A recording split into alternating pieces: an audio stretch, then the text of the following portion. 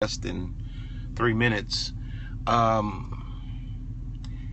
We really have to pray more to really discern the hearts of people, because one of the mistakes that I've made in my life is that I judged people and I condemned people and I wrote people off based on their behavior, only to discover after the fact that their behavior did not really represent their heart at the time. I was misunderstanding them. I was misreading them.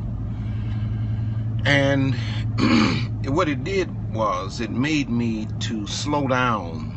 You know, I slow down. I don't just write people off. I don't just, I don't just condemn people because of what they do. I then seek to discern, their heart. Why are you behaving this way? Are you hurting? What's going on? Sometimes we miss great opportunities for ministry because we take things personally. And I think as I've gotten older, I think that's something that's really going on with me. I don't miss those opportunities to minister to hurting people, because sometimes people behave a certain way because they're just trying to draw attention to themselves, because they need somebody to help. And if we're sensitive, and if we're always taking things personally, and our feelings are always hurt, and we're always offended, that's the word. If we're always offended, I mean, why are we in leadership? Why are we pastors? Why are we elders? Why are we worship leaders? Why are we over this department if we're always offended? I mean, it's really not about me. It's not about you anyway. It's about him. And if it's about him, it's got to be about them. So how many times have we missed great opportunities to love people back to health, but because we took things personally, we took things, blew things out of proportion, offended, feelings hurt, counseling and praying for someone, and they refuse to. Well, when you've reached for people and you've done your part, there's a season that you don't allow people to waste your time. Of course, I'm not talking about that, but I'm talking about the people we just meet, just on the fly, just in general moving abouts, and something happens or something said, and we write them off. We don't want anything else to do with them, and sometimes they're the greatest people in the world. I'm just saying we need to really pray to discern people's hearts, because the person is beneath the layers. The person is beneath the layers. Like if you meet me,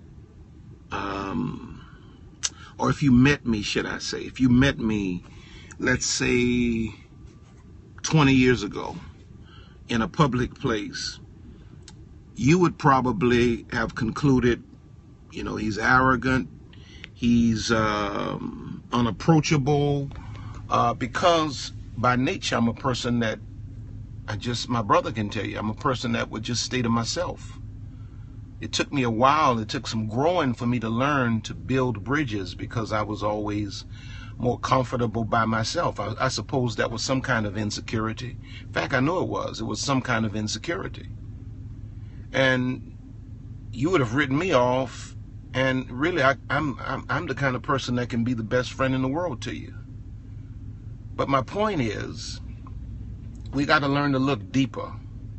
We got to love. Love makes us go deeper. And I think in the church, I think we're missing it on this point, in that we're judging people, we're writing people off, and we're drawing conclusions about people that we're really supposed to be helping.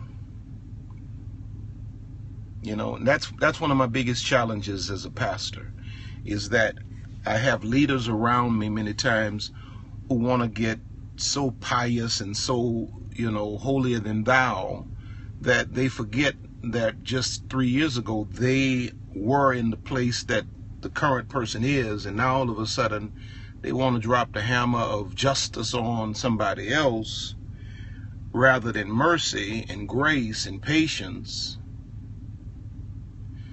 When they came in 3 years ago, that's what they got. That's what they needed. But now they want to judge and write somebody else off as if God can't redeem them. God can't transform them. If he transformed me,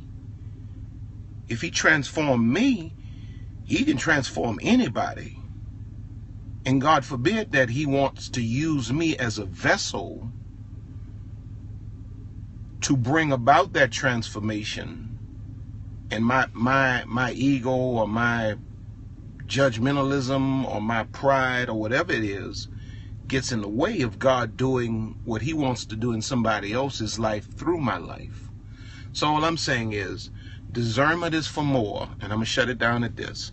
Discernment is for more than trying to figure out who's sleeping with who in the church. A lot of this stuff, it's a joke. We call it spiritual. It's really a joke. It's for more than, trying to figure out who got a demon and all of this kind of stuff.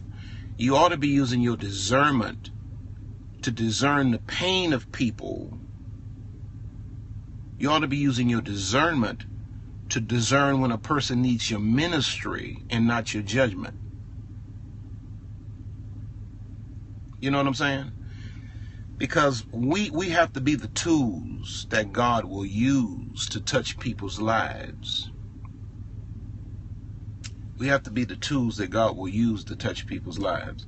And it was just a thought. It was just a thought, It was just a thought. It's dark. It was just a thought.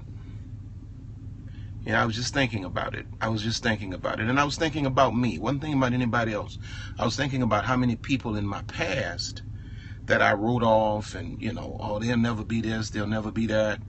And just because somebody writes you off, I don't care who they are, doesn't mean that God is through with you either. Some of those people have since come to be, great in the kingdom of God, great vessels of honor somebody just put in the kingdom of God. When me as a man, I wrote them off. Well, you did this, you did that, so I'm through with you. Forgetting all about the fact that God's mercy and grace was the only reason I was in a position. You know what I mean? That's all I'm saying, man. Let's discern one another's hearts. Let's stop looking at this flesh. Even God said it. He said, man looks on the outward appearance, but I look on the heart. I want to know your heart.